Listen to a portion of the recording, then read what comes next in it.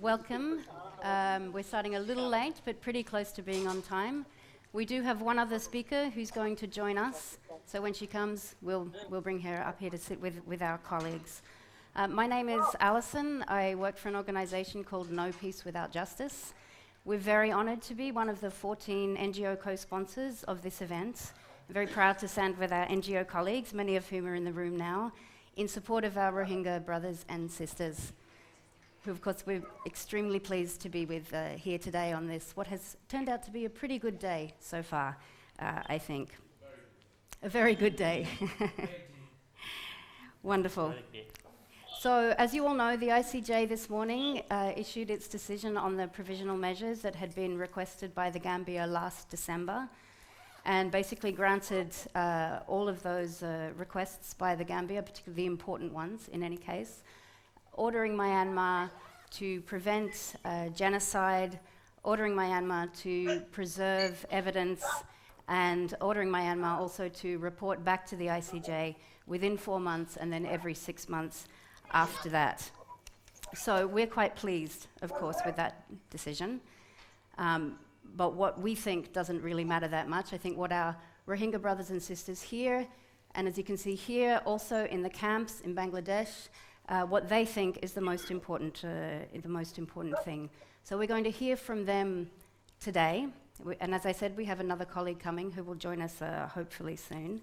And we will start with our colleagues in the camps, hoping to capitalize on the happy internet connection that we currently have, in case it doesn't keep, but we hope that it will, and you'll be able to stay with us for the whole event.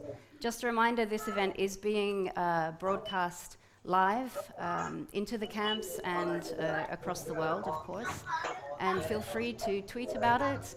And if you want to tweet, there's a hashtag Rohingya reply, because this is about the perspectives of our Rohingya brothers and sisters. So I will turn over first to Rais in the camps. How are you guys all feeling? What does it mean to you? What happened this morning? Please, go ahead. Oh, no, there, go ahead. Thank you, Alison. We had a pretty packed day. I'm a little out of voice, excuse me for that. We just met with Professor John Packer from the University of Ottawa, who was also looking at one of our schools. Few of our teachers were here with us, both females and males. The sisters had to leave, unfortunately, because of certain curfew timings that we have. So they're not with us. But my, from the other teachers, first, I've got Chef and Inam over here. It's a jubilant moment, let me tell you that. It is joy everywhere. It is something we have anticipated for a long time. And I will pass it on to Brother Shafiq to say a few words about what he thinks. It is certainly a beautiful moment. We can go.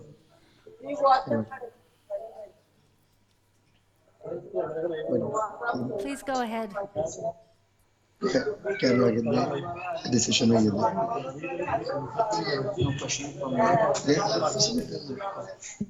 Sorry?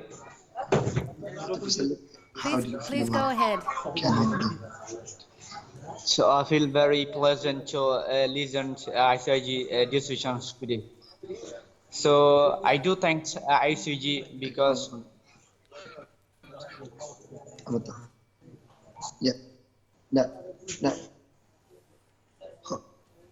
my name is Muhammad Tawfiq. I'm from Bangladesh. So I'm very pleasant to listen ICJ decision, final decision today. So I do thank the ICJ and Gambia and world community.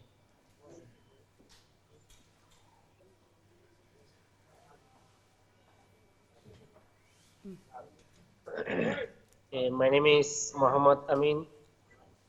I am a refugee I am a Rohingya refugee. We are very pleased for the decision of ICJ because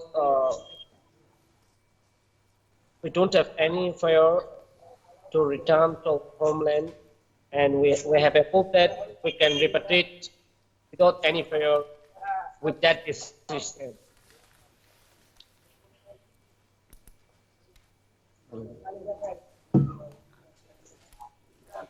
Thank you.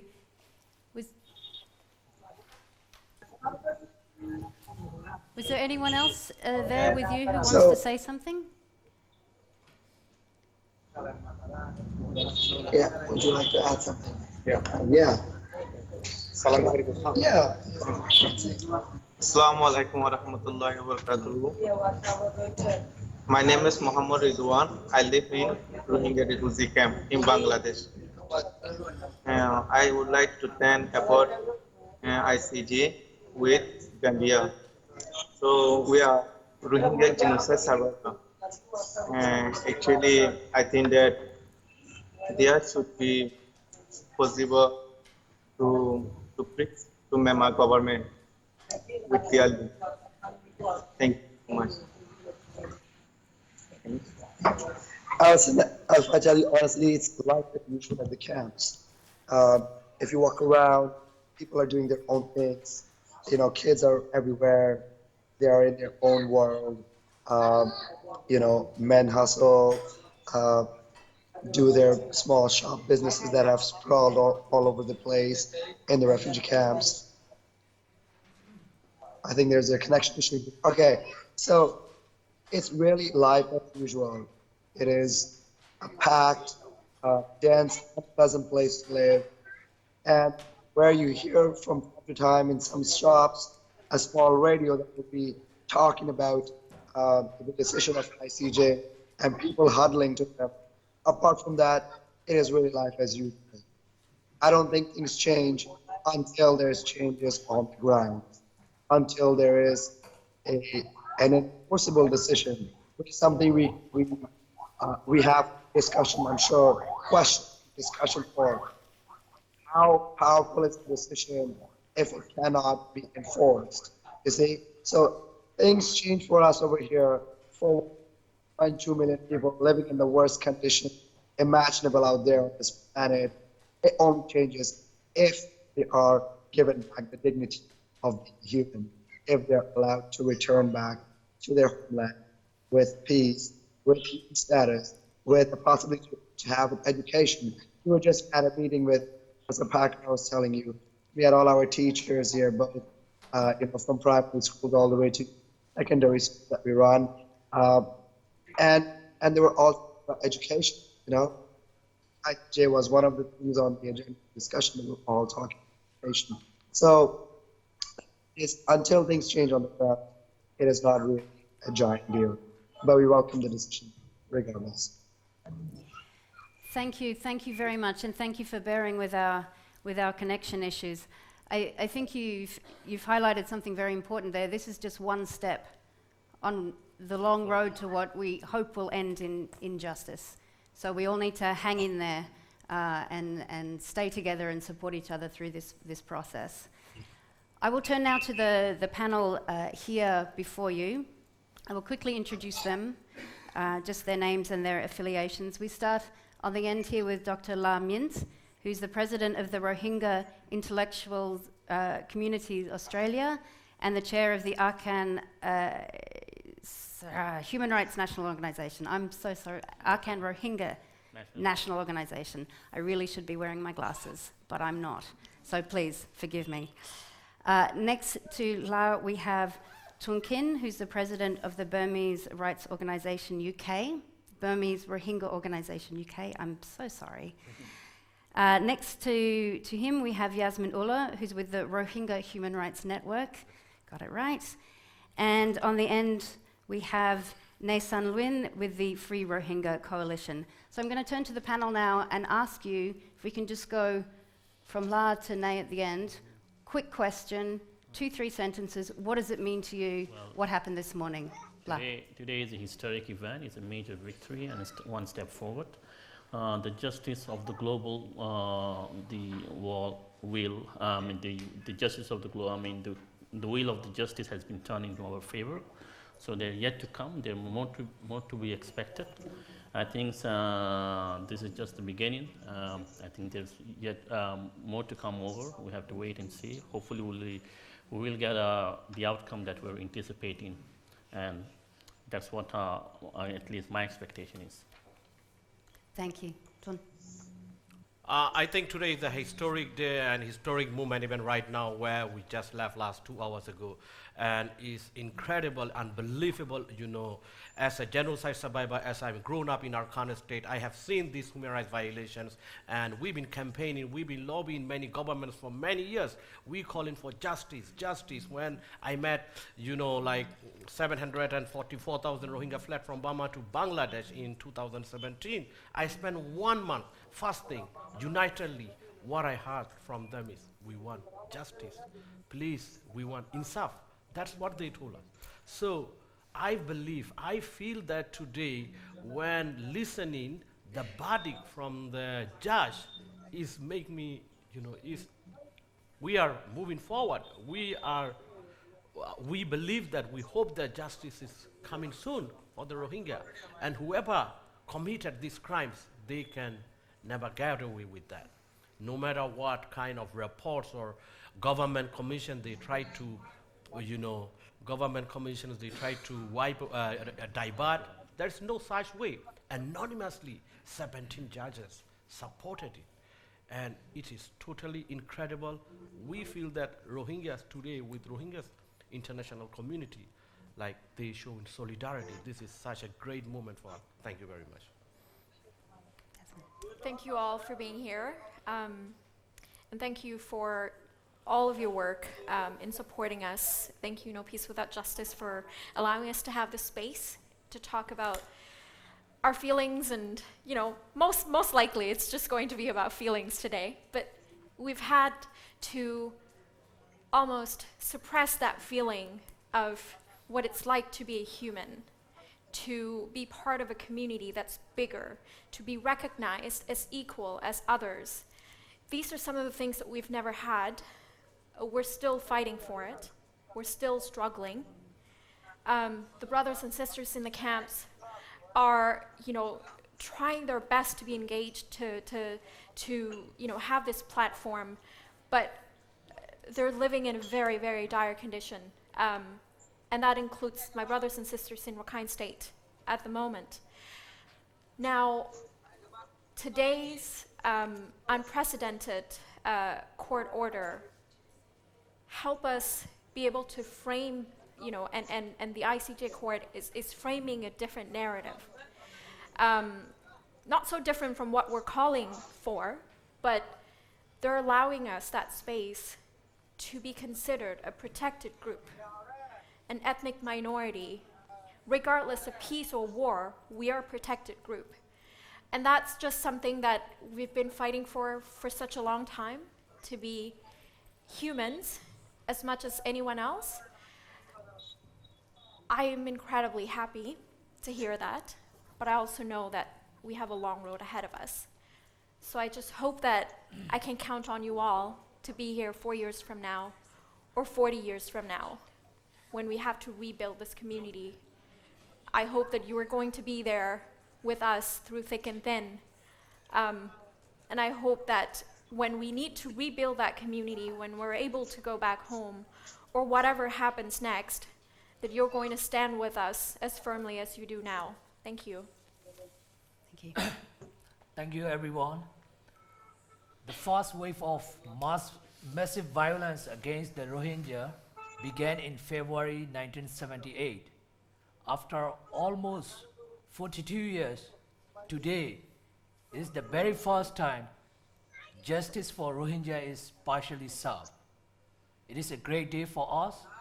We know that there is a long road to go ahead, but today the order from this world highest court is a first step to end our 4-decade-long suffering and to end genocidal policy against us by the Burmese military and the government. Thank you. Thank you very much.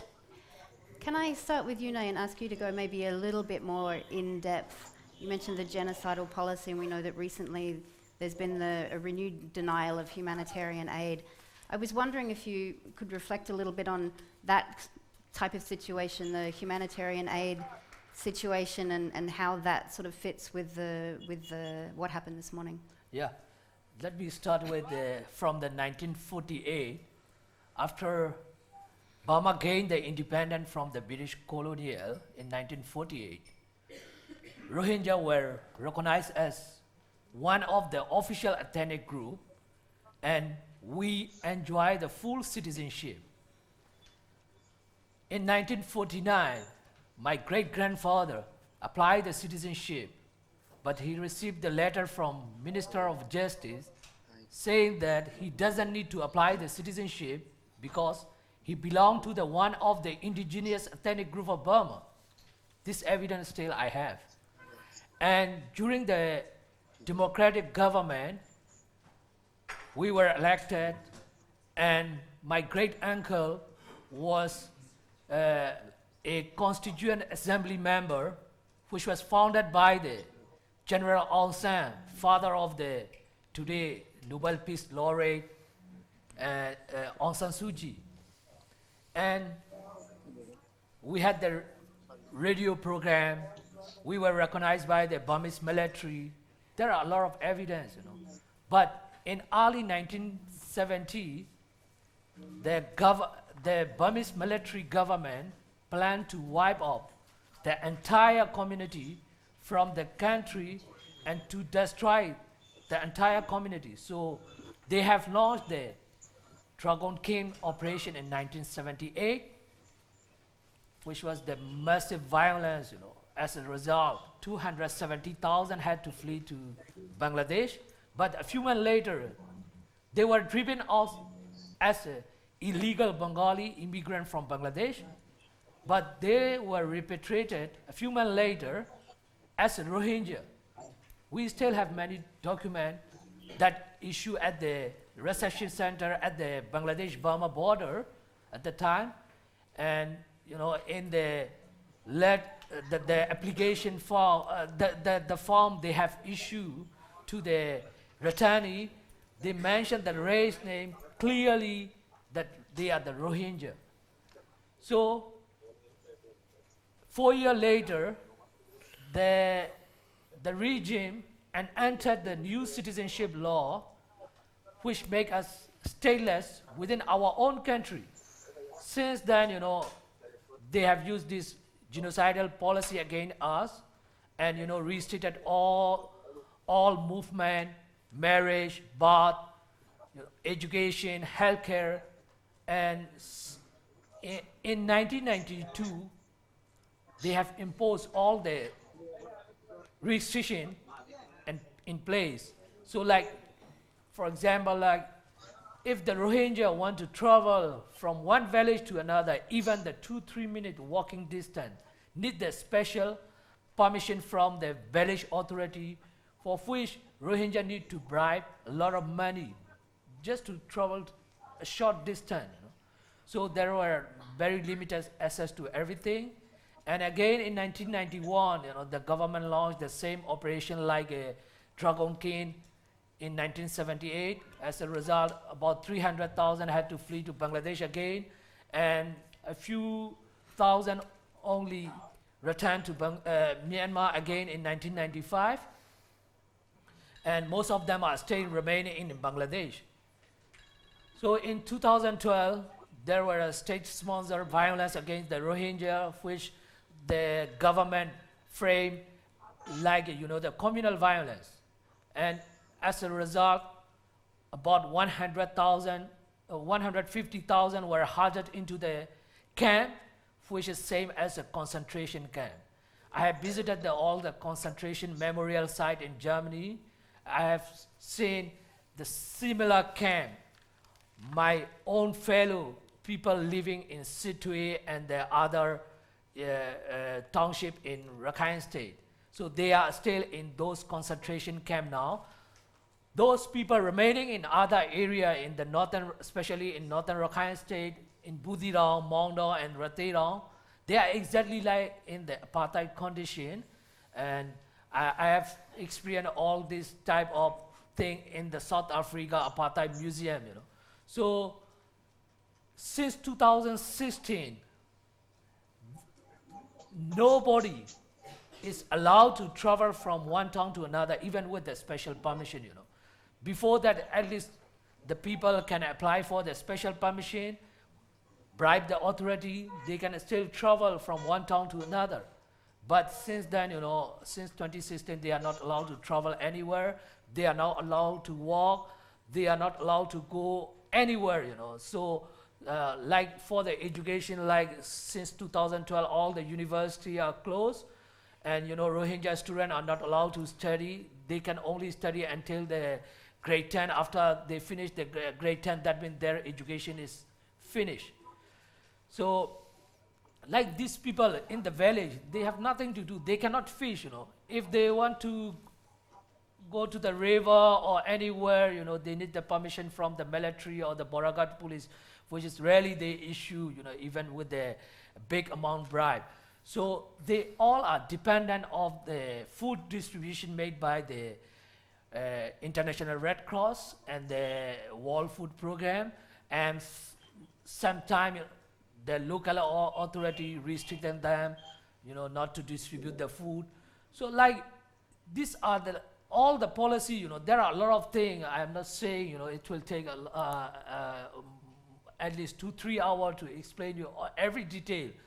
Because I am running the network inside the country since 2012. I have the base in every township.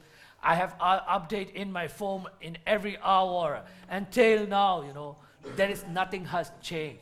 Every day there are the several types of the persecution, like the sexual abuse, the harassment, torture, and, you know, the extortion. Like, you know, if one Rohingya go out from the home, he or she will face this Boragat police inside the village. Outside the village, there are the military outposts. Inside the village, there are at least 2 or 3 Boragat police outposts, you know. Nobody can use the mobile phone outside, like with the smartphone. Nobody dare to, you know, go inside the village. And all the time, there are the sexual violence against the women are, you know, in every village, you know, whenever they cross the Boragat police outpost, you know, they are searching their body in the name of the searching the thing, you know, like the SIM card or something. So the suffering is every day. There are the limited access to the food, daily livelihood, and also in the camp, I'm saying about the concentration camp, you know, they are not allowed to go out from their camp. They are just also dependent of this food distribution. There are also sometimes like 1 month or 2 month restriction from the government just to make them the food shortage, you know. This way, at least Rohingya are surviving, and some of them are fleeing to the neighboring country like, you know, the Thailand, Malaysia by the boat. They are taking the risky journey. Many were drowned into the sea. We don't really know how many hundred, how many thousand were, you know, drowned and killed in the sea. So all the policies are still in place. Nothing has changed. So today, the court order to protect our people as other ethnic minority in the country. Let us see whether this Myanmar government and the military is following the order or not. Thank you. Thank you very much. I'll turn to you now, La. I wanted to ask you about the recent executive summary that was issued by the Ministry of Foreign Affairs, I believe, concluding that, well, yes, maybe there were war crimes, sorry about that, but no genocide. It seemed very similar to what we heard from the agent for Myanmar last month in The Hague. I was wondering, I know you have maybe some reflections on that. Yeah, I think all those we have a press release. I think I sent it to the European Union Parliament, and as well as the audience will be distributed those leaflets. Everything that they make are highly flawed lies, fabricated. You know, they have make up their own commissions just to justify their own, you know, mass atrocity crime, the commissions of the mass atrocity crime that they have committed in all aspects of life. They're saying they're completely providing a blanket denial, you know, the blanket denial of what's happened on the ground. They say that so-called, they are labeling the independent and impartial commission like under the clause of so-called that they are fact-finding missions or double IMMs are just serving the interests of the foreigners so that they can destabilize the country. Their primary the facing motto is that they want to stabilize the country, and the agent Aung San Suu Kyi during her first day at the hearing, he said that let Burma give a chance. How long do we have to wait for that chance to be given? We waited for 50 years as a whole population, or 70 years for the Rohingya people. Okay, they said, they said all this international mechanism is jeopardizing the reconciliation process on the ground. And based on that primary opinion of our government, they released a very flawed report, which is consistent from every aspect of their particular articles, and we have refuted that in very much in details. At the moment, I don't want to go into those details. I rather want to focus on the decision that's been made by the ICJ. At the ICJ, there are 4 provisional measures that have been granted unanimously. Let me get going. Can you hear us? Hello? Sorry to interrupt you, brother. We can hear you. Go ahead. Sorry. Great. So I would request that you allow us to leave, please. We had a few other people with us. I have to speak louder. Is that what you say? Okay. The ICJ unanimously. No, I'm not asking you to speak louder. I'm requesting for permission to leave. We cannot stay any longer. Okay. Our sisters have to leave because there are certain curfew timings that are imposed inside the refugee camps. For myself, I'll have to go through a few checkposts before I get back to Cox's Bazar. We will have to get going. Thank you for including us. No, I think I speak for the room when I say thank you all so much for being with us. We really, really appreciate it, and we wish you the best getting home. Thank you so much.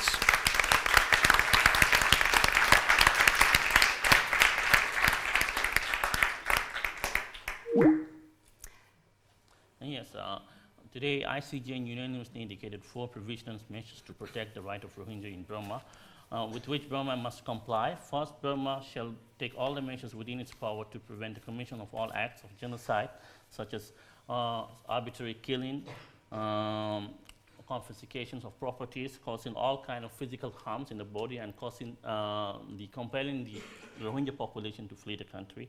Second, the government of Myanmar must ensure that Burma military and all actors or groups operating under the military direction, influence, or control not commit genocide as well as other mass atrocity crimes. Third, Burma must additionally take effective measures to prevent destructions and ensure the preservation of any evidence related to any acts of genocide. Fourth, and finally, Burma must submit a report to the ICJ on all measures taken into effect to the court's order within 4 months from the day that this order has been issued, and they have. And every 6 months, there will be a rotation basis of countering each other's claim.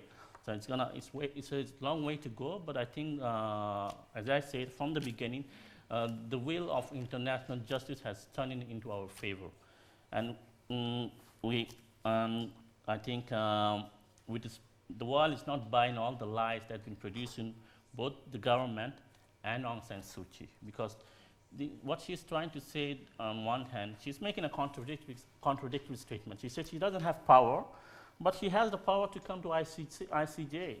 She's paying attention, okay? On the other hand, she's saying to her internal audience that she's doing everything she could to save the image of Burma. This is another thing that we have to be careful. But either way, she's losing. I don't know why she's playing in this hide and seek or cat and mouse politics. That's what I have to add. Thank you very much. Turning to you, Yasmin, catching you on your phone. Sorry. No, that's quite all right. I wanted to ask you about the aspect of the sexual and gender-based violence. Just what I hope to talk about. Good. Yeah, Please, perfect. go right ahead. I'm going to seize the opportunity of being the only woman in this panel to So talk far, about it. so far. Yes, so far. There's still some, one more person.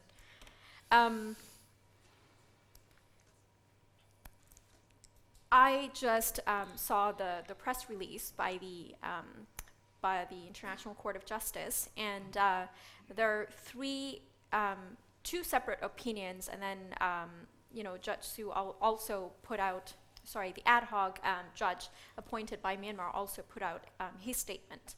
Now, I want to begin with a quote from Judge Cansado Trindade. I hope that I'm not mispronouncing his name too badly, but he wrote in one of the paragraphs, "Human conscience stands above the will of the state." And I just want that to sink in. Human conscience stands above the will of the state. We have to be human first before we are a citizen of anywhere. Before we go about doing anything else, our humanity matters more than anything else. Now, we as a group of people have been persecuted, like my colleagues have, listed, and you've heard millions of those stories many, many times before. But I still want you to hear this. The historical judgment today, or the order on the provisional measures and, the long road that is ahead of us, although it cannot mend the wounds that has already been inflicted, although it cannot revive the people that had died, our most beloved ones that have gone because of this, the pain of being the other is just so grave. And although we're going to have to be really, really sitting down and thinking about how we want to envision our future past the ICJ case or past any other things that would happen to us in the future, we really have to almost come to terms with all of these reality that's happening so spontaneously, not at just this level. We're the privileged ones. We're the ones that are able to travel outside. The people at the camps are the real heroes. They survived. And they survived, and they're letting you know that they're going to continue to survive no matter who stand beside them or not.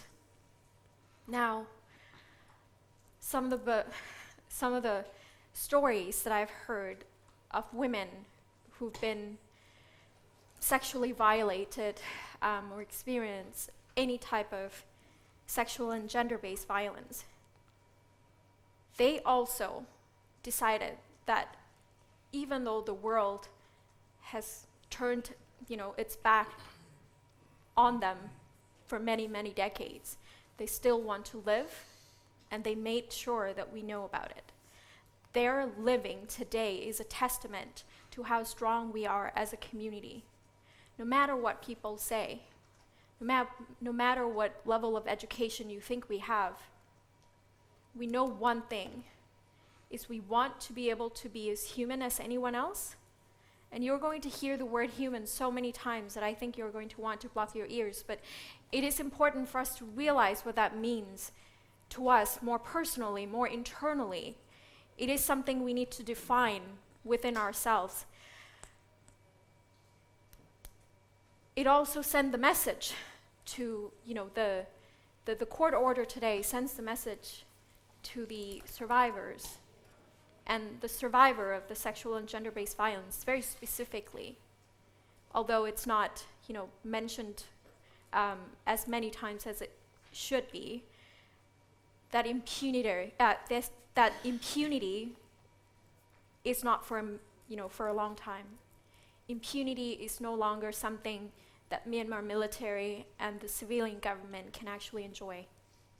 They've walked away with all these crimes committed against us and many other ethnic minorities, including the ethnic sisters that have been raped I recall hearing one of my colleagues from the Shan community at one of the conferences that we had at the Free Rohingya Coalition, that the military would try to atone for their sin of committing mass rape to children, to girls, by bringing them teddy bears.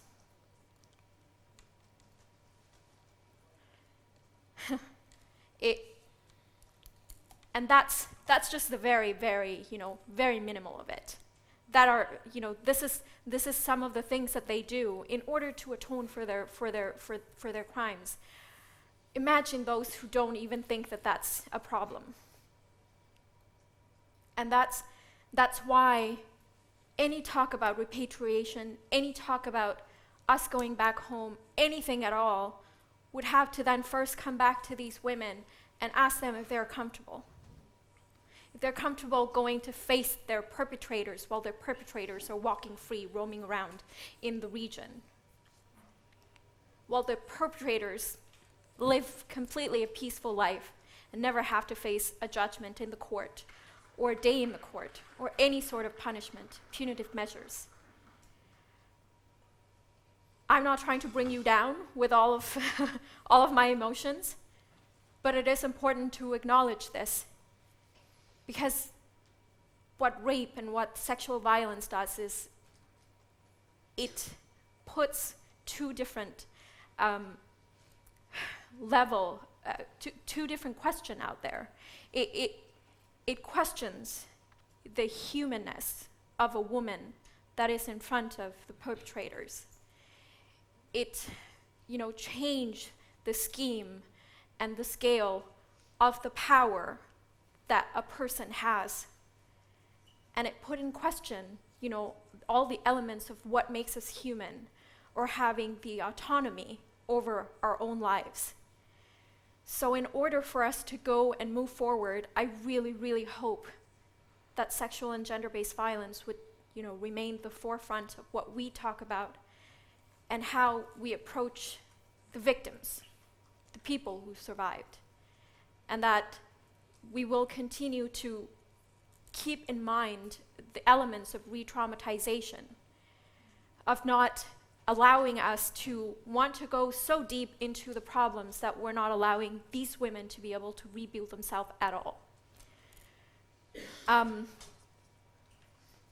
One of the things that I also need to highlight, I'm not sure if I've mentioned enough about this, but the ICOE report, or the Independent Commission of Inquiry, had mentioned in a very, very small paragraph.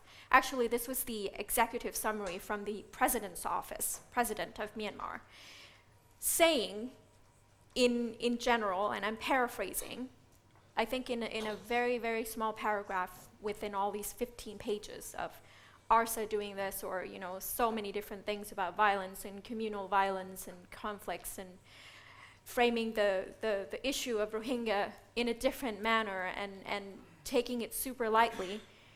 They're saying that the commission found very little evidence, or found no basis of the evidence of the sexual and gender-based violence that took place, without interviewing any victims at all, without getting in touch with people at the camps, without talking to any of the people who actually witness it in front of them. They said that rape has no basis. And you need to know that we're living in a Me Too era, right? We believe women, and that's what we say. So as soon as something like this happens, it means that in a more general sense, and this comes from the presidential office itself, it goes to show that Myanmar remains a complete patriarchal country. And so all of these problems, and genocide is very patriarchal, if you have taken some sociology. But knowing that women in every single level of being existing inside Myanmar will never be able to get justice, given the remaining of the power structure inside the country at the moment. If nothing change at the top level, we can't go home, The ethnic minorities, brothers and sisters, will never get justice. They will never be able to, stop all these ceasefire agreements that come out every year. Every few months, there is these meetings between the leaders of each communities trying to work out the armed conflicts and whatnot. It's never just the armed conflicts. It's never just about the power scheme. It's never just about the land. It's about the people. It's about the money. It's about the most, patriarchal level or the highest office that makes these decisions to terrorize groups of people, to destabilize the community by inflicting pain on women first, because we are, the core of the communities. We are the, we are the center of the attention when it comes to what's the easiest thing to do to destabilize a community. Attacking women, raping them. Genocidal rape means that rape would happen in order to stop any procreation. And that's been the strategy for the longest time, for many, many decades. So realizing that there is a trend, realizing that the president's office that just, released the statement, released the summary 2 days ago, do not have a plan to right the wrongs, to change anything in this sense, means that you all and us, we have to be even more vigilant, with the court order or without. 4 years, 50 years from now, doesn't matter. But it has to continue. We have to stand with the people who are, at the crux of this all, and ensure that the military cannot, not just the military, but the civilian government as well, that they cannot walk away with impunity ever again, despite what the courts say, or whatever the courts say today, tomorrow, 4 years from now, whatever the decision comes out. Now, on a personal level, and that's why I started with the quote of the judge, human conscience stands above the will of the state. It resonated with me in a sense that when I was in a cell, trying to come to Canada, and it was the time that we really need to get the exit permit out of the country. Thailand didn't have the policy to allow people to resettle or allow people to have exit permit without them having passports. And I don't know how much you realize how powerful you are, each of you, because you all have a passport. And that one document that you have opens so many doors that you don't even realize. We were stuck in a country. We were trapped in a country that didn't want us. And actually walking from outside of the detention center into the cell, I thought to myself, well, I'm never going to get out of this. And so many women who went inside with me, because they segregate the gender, we were sitting there day in and day out, wondering whether or not we're going to ever make it outside, whether we're going to be able to smell the fresh air outside ever again. And I kept not sleeping because I was very nervous, praying almost 24 hours, just wanting to look outside to see the sky. And that's the situation of my sisters, of my brothers inside the camps, inside Myanmar, right now. Although some of them are allowed to walk, within the vicinity of the camps, or in the internment camps, or in their village, there's still this element of feeling trapped and having no way out. This order today highlights, and it was repeated many times, that Rohingya are a protected group, or an ethnic group, are a group of people who are allowed to be here, to exist, to be human as much as anyone else. In the times of war, or peace. It does not matter. What matters is that we are human. And that, almost really made us made us all quite emotional. The one thing that I realized didn't happen inside that cell when I was just waiting for something to change, waiting for me to be able to come to Canada, to be resettled and looking forward to a new life, was that we're going to have this day in court. I did not imagine that. As a young girl praying for my parents to come home every day from selling street food and dodging the the immigration officer in Thailand, because the police roam around to find people, to charge them, to deport them because of the immigration issue. I did not imagine that we would have this day in court. Being in Thailand for 16 years, not having a connection with my family or my roots or the history of me, of who I am as a person, or the connection to any of these people until much later in life, really, I did not imagine that we're going to have this day in court. And I can't imagine not thanking the people that are with me today, the activists who've been working so hard for many, many years in order for this day to come, the grassroots activists who go out there and protest every single time something happens, government officials who decided to join us, Canada, Netherlands, the Gambia, who actually decided to bring about the case, even though it's really, if they don't do it, no one else will blame them for not doing it.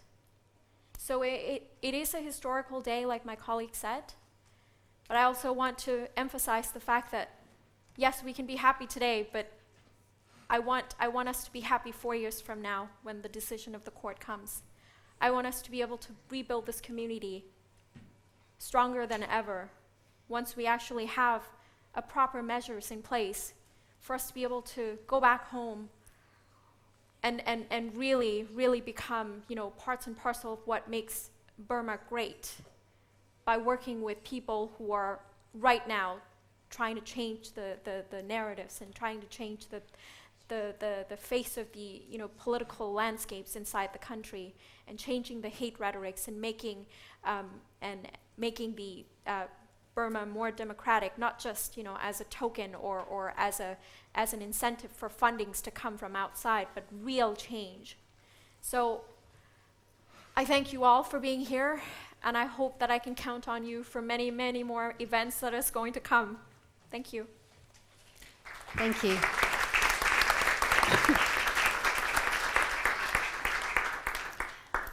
I was going to say, you mentioned that you hope you weren't bringing us down. I can say you're not bringing me down, you're inspiring me to do more. And that's where I wanted to come now to Tun. Yasmin also mentioned the amazing support that had happened so far, the grassroots activists, getting government officials on board and so on. Now that we have an ICJ case, and I think, let's all remember, we now actually have an ICJ case, so that's really good.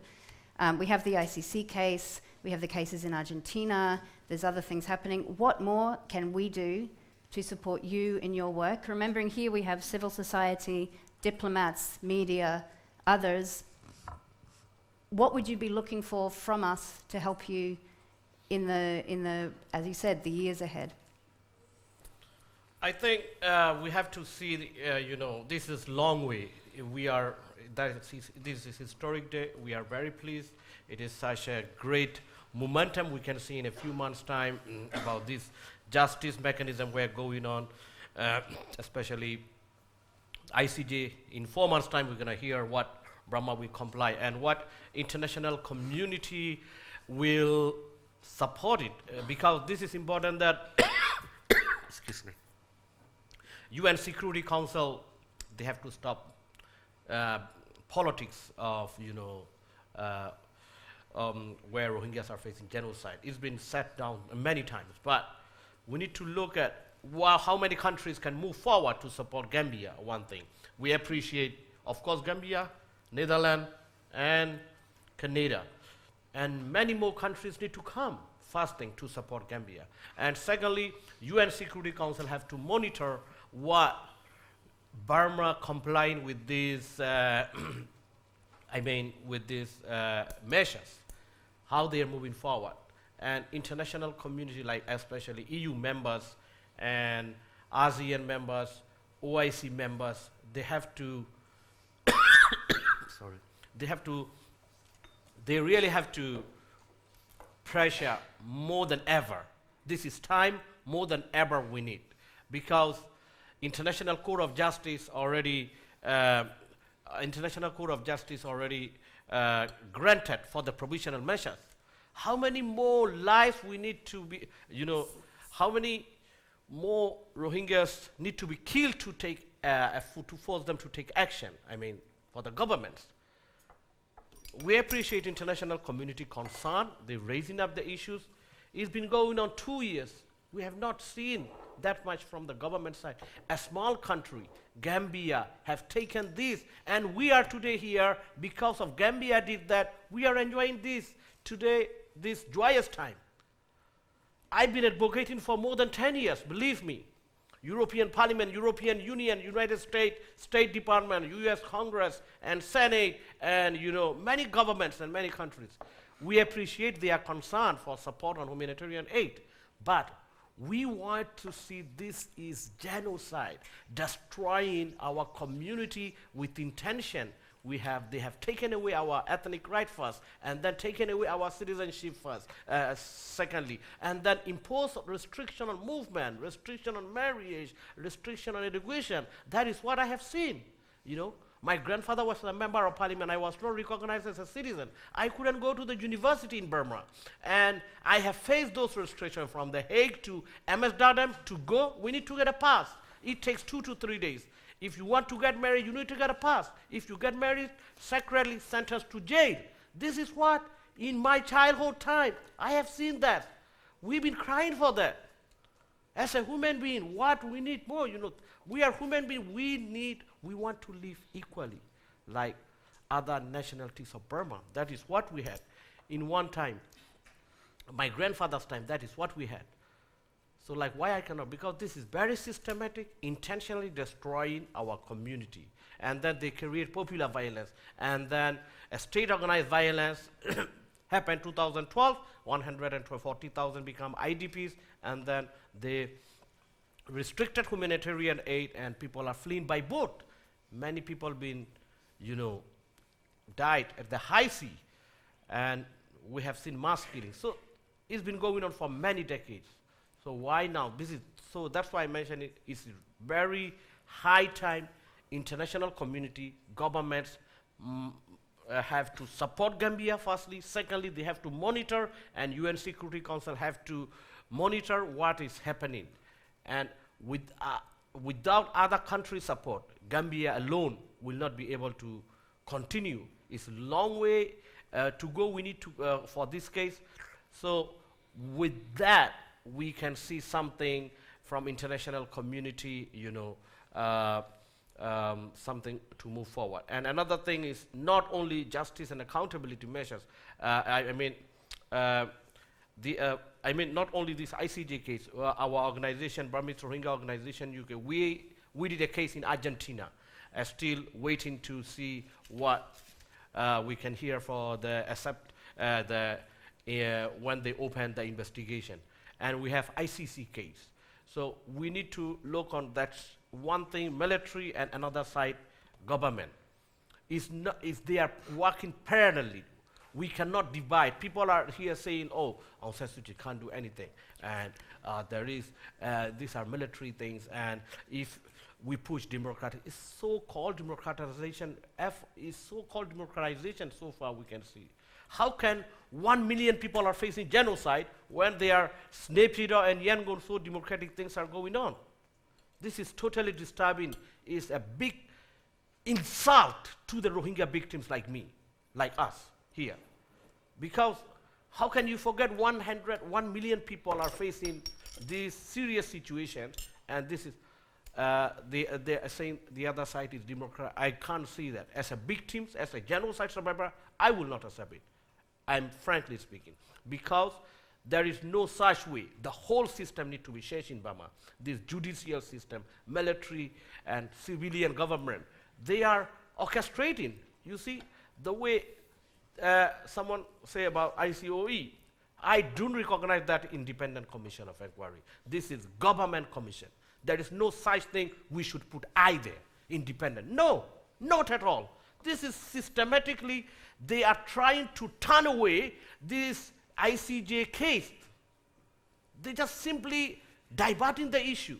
And those commissions, they have no quality to decide what is war crimes and what is the genocide.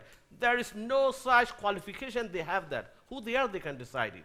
And they are not lawyers. Those are government director generals, and those are picked by the government. And this is, the admission of war crimes is actually denial of genocide and latest spin of this Burmese government. Believe me, this is just what they're trying to do. And the commission members themselves, the secretary of head of secretariat, Lina Ghosh, she is head of secretariat on that Burma so-called ICOE head of secretariat. And the other side, she was sitting with Dosu in ICJ. Can you believe it? What a funny joke. Believe it's a very funny joke. Serious. How could they do that? That's why we can see 17 anonymously these ICJ provisional measures were granted. Good, they did that anyway, whatever. And now nobody will believe them. This is that much way we can see. And the other side, one of the commissioners is selling and taking the killing fields of the Rohingya Aung Tha. One is commissioner there. So he is the person. He is the confiscating Rohingya lands and those killing fields where Rohingya were killed. This Salim, this commissioner, believe me, this is how this government, so-called government commission, why people are calling this ICOE. Very funny, unfortunately.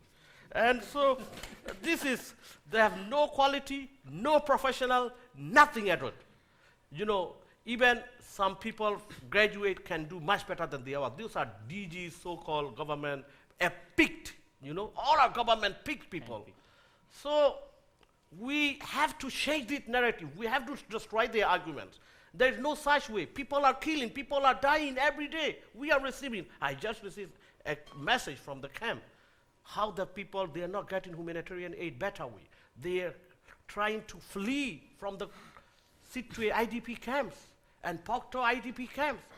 How many more Rohingya need to be die at the high sea by boat? Why? Because the government created impossible situation for the Rohingyas, whether you die in the camps or you leave from the country. There's two ways. One, that option. This is what even former President Thein Sein have mentioned, UNHCR High Commissioner in 12 July 2012. The only solution for these people is whether keeping them in the camps or sending them to the third countries. That is, system. They institutionalized persecution, proper roadmap they have drawn. This is what's going on. So, in this serious situation, without international intervention, without international support, government support, and other countries must support it, and this genocide will end. Thank you very much for all your support continuously. We really appreciate that, for your continuous writing to the medias and, talking to the medias and writing articles and advocating to the governments. We really appreciate many people are showing solidarity with us, supporting this cause. But governments, they are not doing enough. Much more need to be done to stop this genocide. This is high time to push the Burmese government and to dismiss those ICOE and those kind of reports. If they come up next future, we have to report. They must just follow, comply these provisional measures. And then this genocide will end. Thank you very much. Thank you. Before I open the floor for comments, I think, Nay, you had Yeah, something to add. It would be great if I can have a few minutes, just Yes, 5 please. minutes, to add some comment about the so-called Independent Commission of Inquiry. My colleague and brother Tonking also mentioned about it, and he has briefed you. I still have some comment. Just now, I'm seeing the article from the Financial Times here. Aung San Suu Kyi give Myanmar time to deliver justice on war crime. This is, as he said, this report is actually in Myanmar, to accuse Tamaro something against Tamaro is, you have the high risk. But this report, they are naming it war crime. This was, the collaboration between Tamado and this 4 commissioner and the government to escape from this International Court of Justice. Now you are seeing the article on the Financial Times that, gives Myanmar time to deliver justice on war crime. So, as he has mentioned, all the 4 commissioners are the handpicked, that they were the former government employee, 2 ambassadors and the 2 from the Myanmar, they were not independent, they were picked up by the de facto leader Aung San Suu Kyi, so they are not from the UN organization or any independent organization. And as he has also mentioned, for the Lina Ghosh, I will not go to the detail, he has mentioned detail. For the Lina Ghosh, if you want to see the photo, you can just go to the rohingyatoday.com, where you will see the 2 pictures. One is she was sitting behind the Aung San Suu Kyi at the International Court of Justice. She is advisor to the man who represented there Myanmar, Union Minister of the State Consular Office, Cho Tin Sui. She's the advisor of this Cho Tin Sui. On the other side, she worked for this so-called this Independent Commission of Inquiry as the head of the Secretariat. So now, with this only, you can see clearly whether this independent commission is independent commission or the government commission. Okay? So let me go to another point, like killing. They have said, I have read the 15-page executive summary in English and the 26-page in Burmese language. So they have said that 500 to 600 Rohingya were killed. Most of them are the ASAR fighter, and a few of them are the villager. And as my sister mentioned, there were no rape at all. Only the sexual violence, the searching body.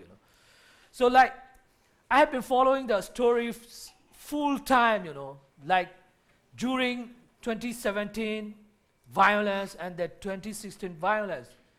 I slept like daily 2 hours maximum to follow all the story, So I know everything, like they claim that on 25th of August, 30 police outposts were coordinately attacked by the Arkhan Rohingya Salvation Army.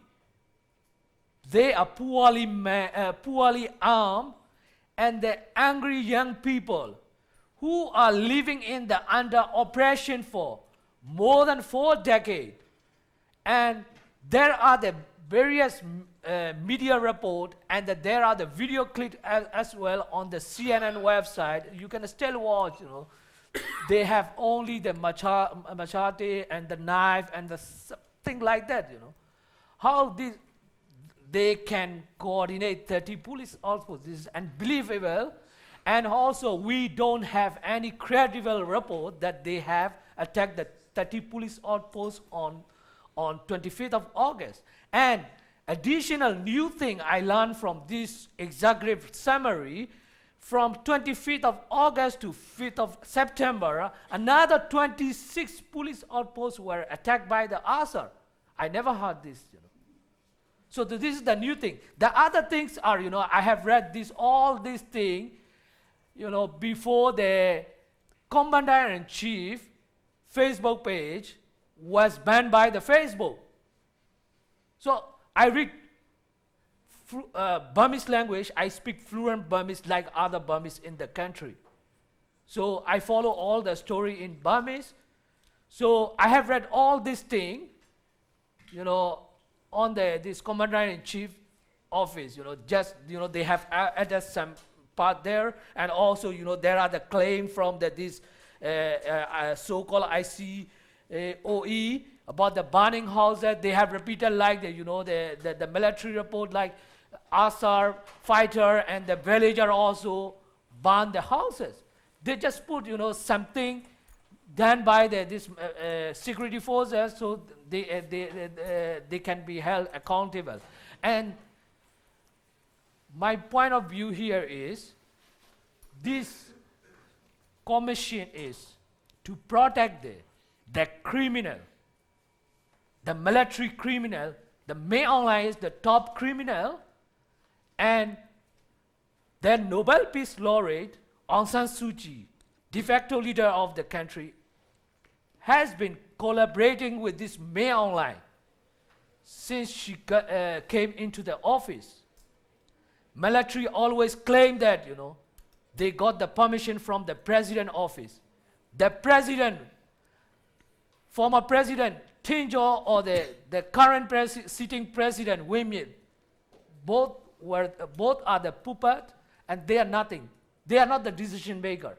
Aung San Suu Kyi alone is the decision maker. That because most of you might not read the Burmese language, and whatever you are getting in English language is the 15% or the maximum 20% of the news story from the country. So I read everything in the social media in every place. So she is the most powerful, and collaborating with the May Online, she is complicity in this ongoing genocide. Another one thing is, the commission claimed that they have interviewed about the 1,500. Whenever they travel to the northern Rakhine State, I know at least 2 days in advance that they are going to travel there. Because, the local authority, they have arranged that their hand-picked people from the Rohingya side, from the Rakhine side, they were well trained by the local authority, military, Boragat police before they arrived there. So whenever they ask the question, they know what to answer. So in Myanmar, nobody, even whenever, you travel to the area, even the UN special reporter were escorted by the security forces. Nobody, dare to speak frankly. They all, at least give the USB stick. This way all the UN special reporter got the information from the country. This is what I know. So this, let me conclude. There are also question and answer. So this commission, independent commission of inquiry this is not the independent. This is the government commission. Thank you. Thank you. Big insult put in independent. That is my point. I'm coming up again. Because people are calling independent is a big insult to the victims. There is no independent word. Myanmar's commission. That's calling. Very biased. Myanmar's commission. Picked by Burmese government all. Thank you. Thank you. I promise I will get to you with questions and answers, but before we do that, I did just want to recognize the presence of the Gambia's legal team and say congratulations. Thank you so much. We thank you very much.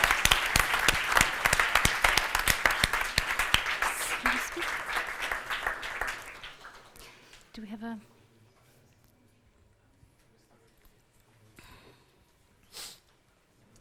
Thank you very much to our organizers, our Rohingya brothers and sisters, and to all of you who've supported this effort. My name is Paya Makavan, and I'm here with my colleague Andrew Lowenstein, and our colleague Arsalan Suleiman and Pierre D'Argent, and our dear representative from the Gambian government, Bafu, who is coming to join us in the front. I just wanted to maybe just share some quick words about really how historic and momentous this judgment is today. I think this is really a great day for not just the Rohingya, but for the future of international law, and especially the role of the International Court of Justice, the principal judicial organ of the United Nations, which has really risen to the occasion to protect human rights and, I believe, to deter further atrocities against the Rohingya until such time as the court delivers a judgment on the merits. I would stress that it is astonishing that there was a unanimous judgment on each and every order, 17 votes to 0, including the judge ad hoc appointed by Myanmar in this proceeding. The content of the orders are detailed, they are direct, they leave absolutely no ambiguity as to what the obligations of Myanmar are to take all possible measures to prevent genocide in accordance with Article 1 of the Convention. But what is truly remarkable and unprecedented is the reporting requirement. And we simply had asked the court that within 4 months, Myanmar should issue a report in respect of its compliance. The court went beyond that and required that not only will Myanmar have to submit a report within 4 months, but that every 6 months, until the delivery of the judgment, Myanmar must explain to the court what steps it has taken to ensure that there are no further genocidal acts against the Rohingya. This is unprecedented. Yes, and I'm just going to actually turn the microphone over to my colleagues, but I wanted to once again thank all of you on behalf of our Rohingya brothers and sisters, the government of Gambia, the legal team. This is a great victory, but there's still many challenges ahead, so we should not think that the battle is over. There are still many, many challenges ahead, and we look forward to even greater victories, but above all, we look forward to protecting the 600,000 Rohingya, and we hope that the government of Myanmar, which to its credit has showed up and participated in the proceedings, will take seriously the order of the court.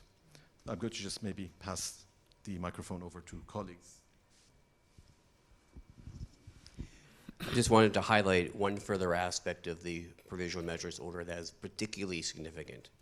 The court ordered that Myanmar must take action to preserve the evidence. This is critical.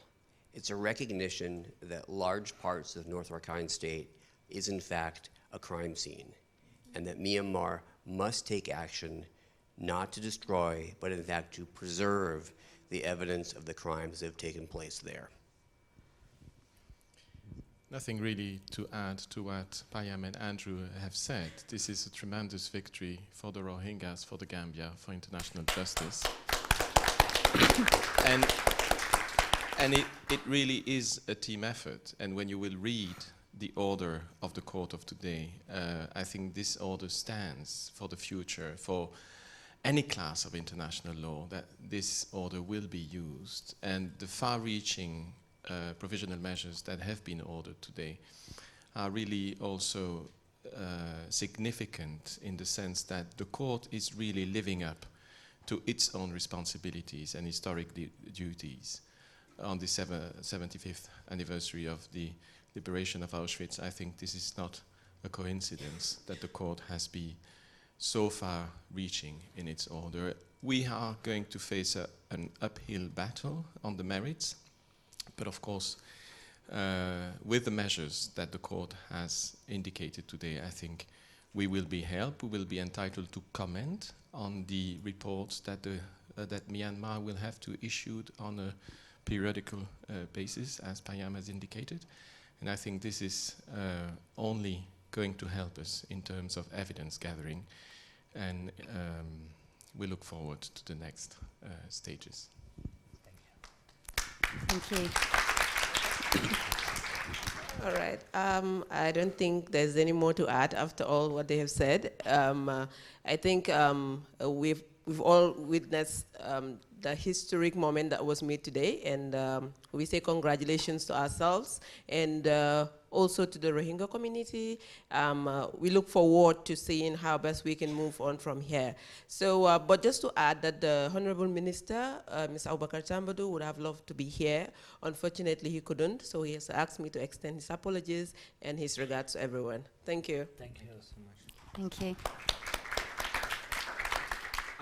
And I'll just add also a word of thanks to all of the individuals, organizations, entities who've been so instrumental in shining a spotlight on what's been happening to the Rohingya, on reporting on the situation, including the UN investigators. The FFM reports, as you can tell by the order, were absolutely critical.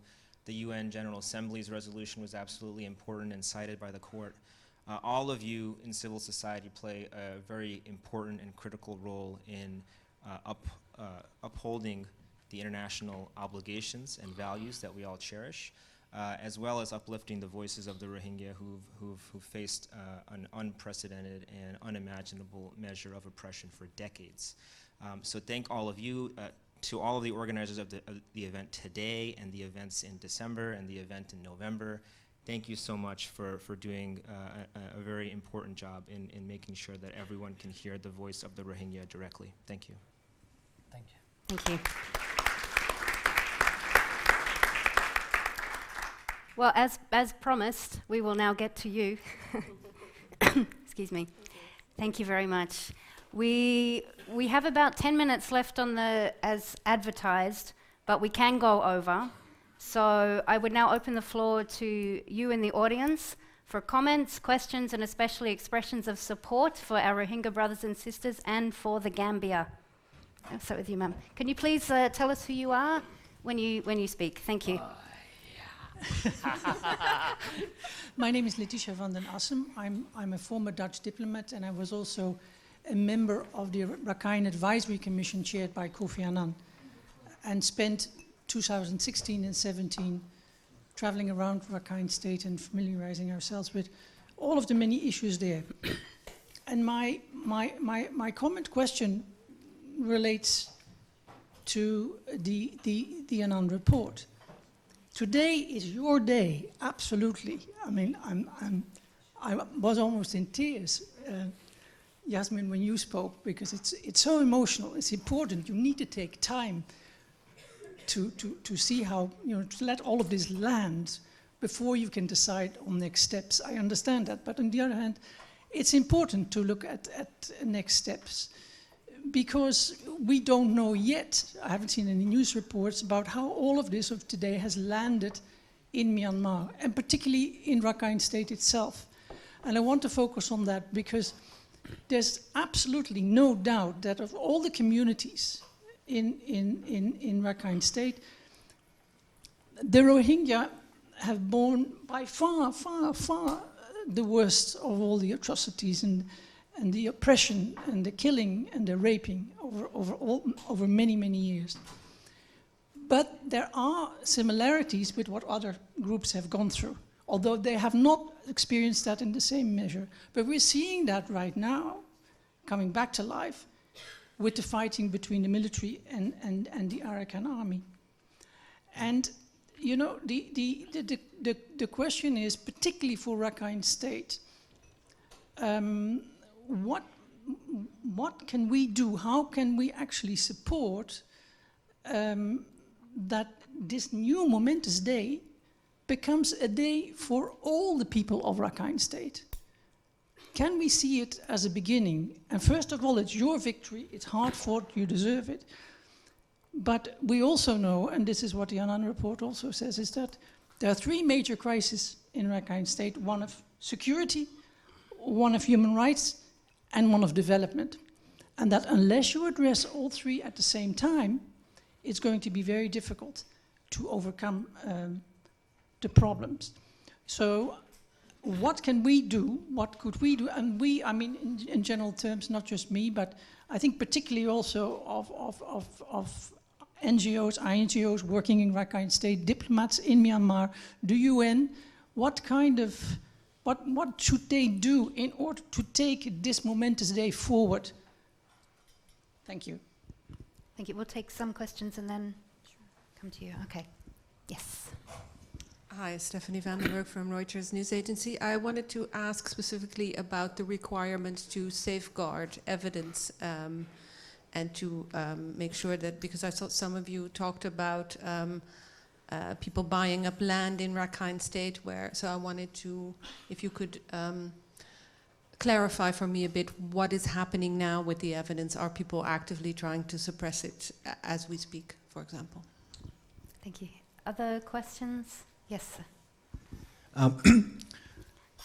Just a very brief comment to both the ambassador here and then the journalist here.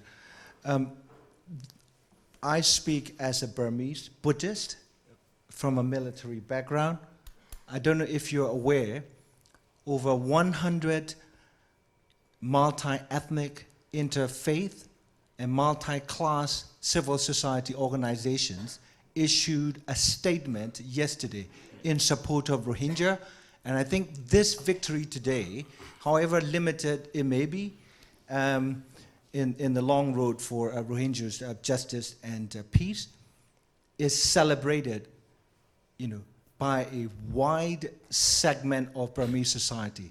And that needs to be recognized because that is a progressive social force that transcends ethnic and religious identities and past conflicts. Over 100 Burmese, Mon, Shan, Kachin, Rakhine, Chin, and Christian Muslims and others, farmers groups, youth group, women's groups, they say ICJ decision to grant provisional measures would advance genuine democratic transition and the culture of impunity that we have in Burma, and restore Rohingyas' rights and ethnic identity. That is precisely their wording. So that's, and on the writer's questions about the land, the crime scene.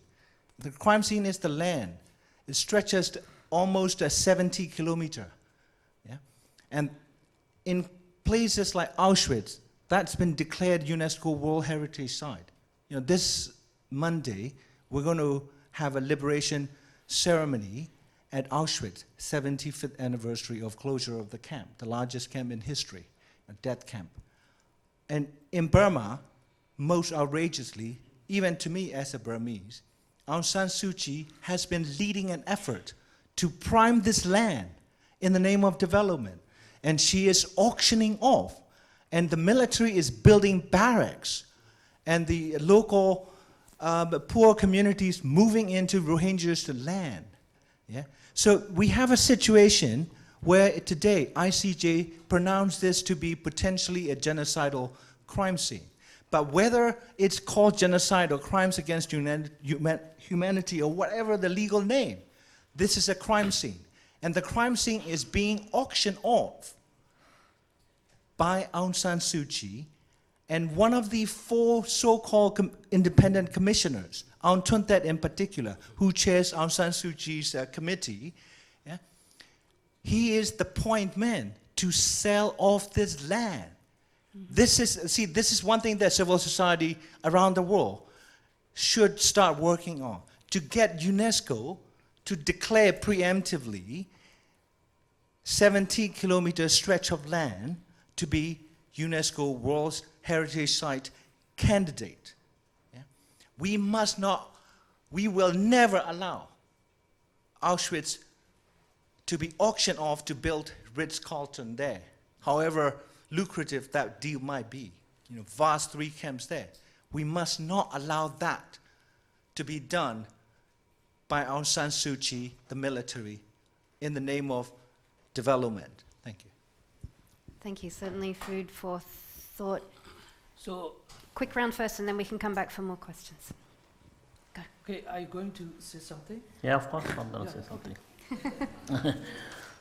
With respect to the Honorable Ambassador question, developments, the Foreign Minister Office has issued a report with respect to education, sexual violence, hate speech, security sectors, and repatriations. All of them are highly flawed. Okay, in a sense which you have one excuse after another one just to delay the justice and just to remain in power. So we don't think, with due all respect, once upon a time I just strongly supported her 20 years back. When I was just 20 years back, 22 years ago, I was a young teenage high school graduate student. So we did a lot for her, but in return, when she came into power, she's just hiding behind those kind of excuses, one after another. So with respect to the repatriation issues, Burmese governments are now making excuse of NVC. People fled. Those crimes. People were compelled to flee for their lives. They don't have any evidence, any documents handy with them. But the fact remains that they've been living there for generations. Okay. With respect to security issues, the army is still committing mass atrocity crimes on the ground yet. Okay, and there are still ongoing hate speeches. With as Sister Yasmin has described, in her speech yesterday's speech in European Union, that now the authorities are bullying our people on the ground, and when they raise these voices, they say, okay, come on, you bring your ICJ back again. So these kind of things, and sexual violence is still ongoing. So whatever Aung San Suu Kyi and her government is saying is mainly not acceptable. This is one point. Totally agree there. I don't think that's the issue. Well, if you talk about development issue, development comes in the secondary tier. First, we need to have safety and security and justice. So Aung San Suu Kyi is giving the same message not only to you, to all diplomats. Aung San Suu Kyi, one of my Finnish diplomats, he's a friend of mine. He was also special advisor to the Finnish foreign minister. When he approached her 6 years back, she gave the same answer to him. I mean, not only to him, to also my great friend, former foreign minister of Australia, Gareth Evans, visited her. She also gave the same excuse, and all of them find that it's not acceptable. Well, so if you want to equally do all three dimensions, like development, what you call the conflict, or the other things that you mentioned is peace, you have to do it simultaneously, and you have to be very transparent. That's precisely what I'm saying. That you have to do them all three at the same time, or you will fail. Yeah. So allow me to add a few points in regard of this development, security, of whatever issue in the crisis in the Rakhine State.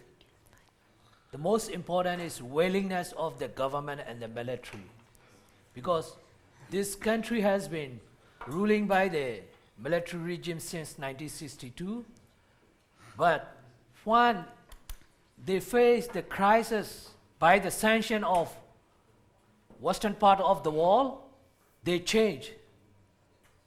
So in Rakhine, the government, even that their so-called this commission is framing like communal violence, but there were no communal violence at all. 2012 violence was also, it was pre-planned, it was state-sponsored violence. So now Rakhine also, we have, in this day, in this 1 year, I have got a lot of Rakhine friends. We had the meeting outside of the country, and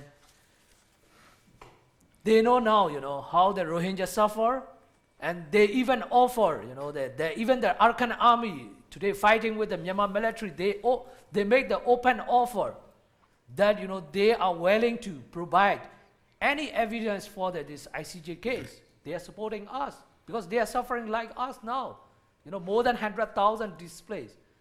So the most important is willingness of the government and the military. If they are not going to change, we have only one option. Let me say two options. One option is sanctioned by the Western government, EU and the US as before. Or if this government have their own interest in business, they are not going to impose the sanction, I think we all should support the Boycott Myanmar campaign. So this way we can change the country. Because all the investment, that Singapore is the largest, one of the largest, Japan is the second, and the China, yes, we cannot attack the China because it's the most powerful, like a US. Okay, they are not going to listen us, but at least the Singaporean the company and the Japanese company, we have to stop them. They are directly financing the genocide. Thank you. Thank you. Yasmin? You go first.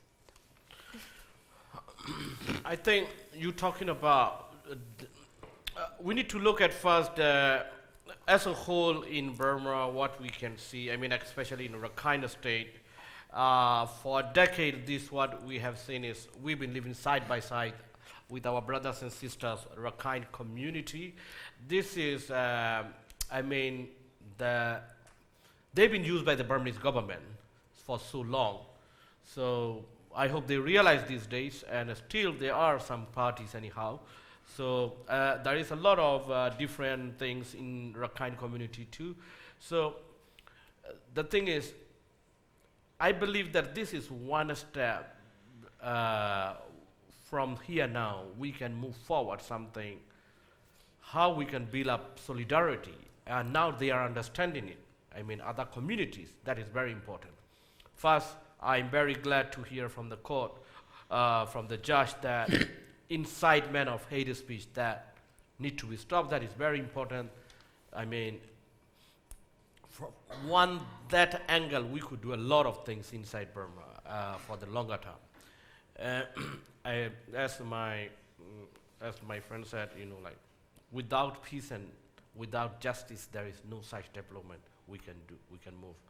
I appreciate that international community concern, but without that, there is no way. On that case, I think firstly, European Union and others, they have to be very cautious before they do anything, I mean, in Rakhine State. And regarding on, you know, like, for other minorities also there in Mro, Khmer, that in Rakhine State, you know, Rohingyas and Rakhine are the largest, Rohingya are the second largest minority.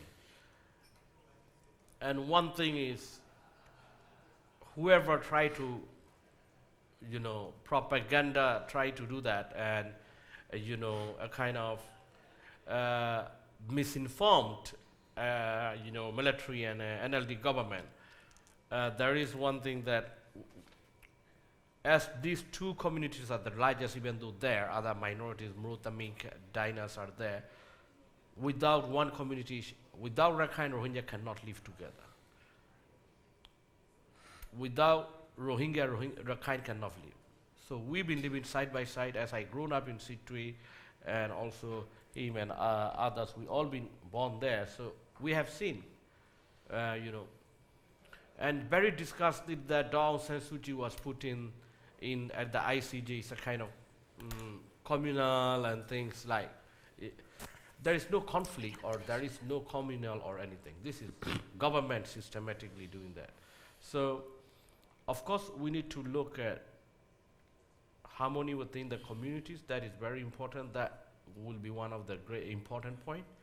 Thank you for raising that. I mean, that international community monitor first that justice issue, and when there is some improvement, of course, we are looking forward to show solidarity and to work other minorities. We are not demanding any state or anything.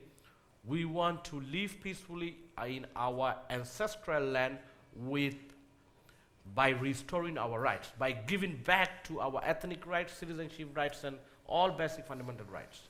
That is the most important. And protection, of course. Thank you.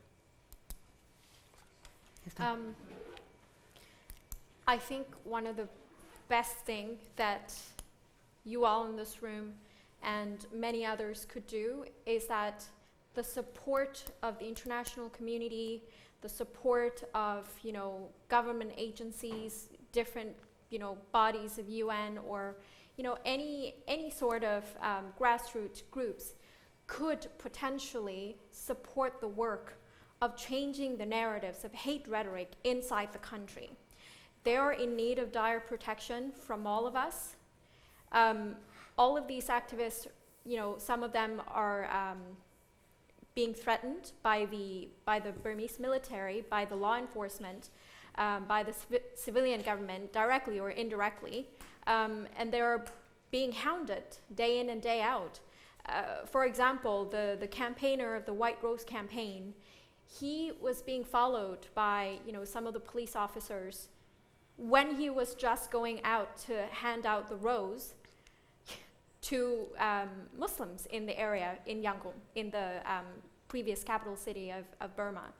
And with just the gesture of kindness or anything that goes against current narrative of the hate and of the justification of why Rohingya shouldn't exist inside Burma, was that it was too alarming for the rest of the community, and because it goes against everything that the propaganda has advocated for.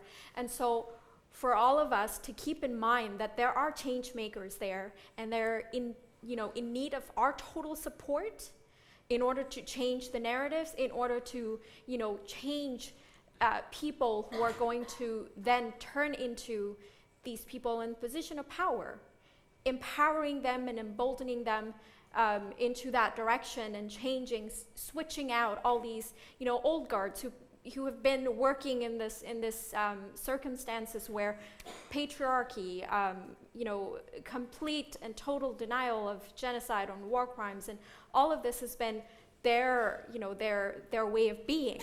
We need to change them, eradicate their power. Unfortunately, that's the only way we could actually see the new Burma that we want, and that everyone could live in peace, not just for the Rohingya, but for everyone else as well. So being in support of them and supporting their work, ensure that any time that there is a threat against their lives, that we are going to be there to amplify their voices. That would be the most important thing, and the first step that we could do.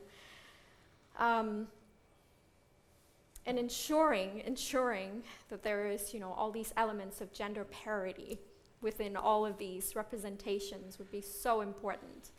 Because Myanmar, again, as I said, is a very patriarchal society. And so supporting the women who are raising their voices against these, military regime, who are hounding and are completely, full of military men, trying to threaten women, trying to instigate fear in them, would be so important. And for us all to support these very specific kind of people to actually be able to, or to actually enable them to be able to do their work, would be important. Thank you very much. I'm thinking, in light of the time, maybe we should call. Yeah. Okay. I think everyone's tired. I think everyone's tired also from the emotional high of the. Yes, exactly. I know there was another question, but perhaps you could ask our panelists after we close the session formally. If you have the question still, we can answer you. Or even after the panel, we will be here. With respect to the preserving the evidence, I think the best person to answer that question is the legal team of the Gambian mission. So we don't know the know-how how to do that. It has to be a monitoring process, I think, by the UN or ICJ. So I think that's the best way to go. Or the lawyers or those who are involved with that process would have the best knowledge. My question was more, what is happening now that you need to preserve that? Well, the thing is that there has been new. Yes, I think Dr. Zani has already answered. Yes. Yeah. Mm-hmm. So the only thing left to do is to say thank you very much to our panelists. Yeah. We thank you. Thank you. We thank everyone. We all deserve this. And as you leave, if you haven't signed the registration form, please do so. Thank you very much. Thank you. Thank you. Thank you, everyone. Thank you. One day we all will go together to Rakhine State. Yes, we hope so. And someone will fund in us for private jet, maybe.